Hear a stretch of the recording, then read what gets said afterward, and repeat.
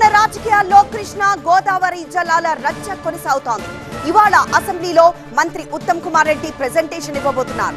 3 రోజుల విరామం తర్వాత అసెంబ్లీ ప్రారంభం కాబోతోంది. నిన్న ప్రజాభవన్ లో కాంగ్రెస్ ప్రజా ప్రతినిధులకు ప్రెజెంటేషన్ ఇచ్చారు ఉత్తమ్ కుమార్ రెడ్డి.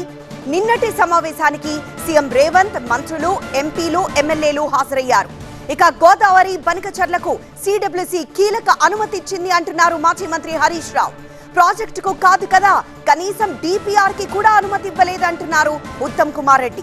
ఈ విషయంలో అధికార విపక్షాల మధ్య మాటల యుద్ధం నడుస్తోంది.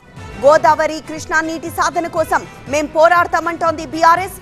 మా పాలనలో బీఆర్ఎస్ కంటే మెరుగ్గా పనిచేస్తున్నామంటున్నారు మంత్రి ఉత్తమ్ కుమార్ రెడ్డి. నల్లమల సాగర్ కు అనుమతి ఇచ్చారండం అబద్ధమంటున్నారు. నీళ్లను ఏపీకి దోచిపెట్టింది కేసీఆర్ అని ఆరోపిస్తున్నారు. ఇక ప్రాజెక్టుల విషయంలో హరీష్ రావు అబద్ధాలు చెప్తున్నారని విమర్శిస్తున్నారు. పాలమూరు ప్రాజెక్టుకు 83,000 కోట్ల రూపాయలు కావాలి. అయితే 27,000 కోట్ల రూపాయలు మాత్రమే ఖర్చు పెట్టి 90% పూర్తి చేశామని ప్రశ్నిస్తున్నారన్నారు.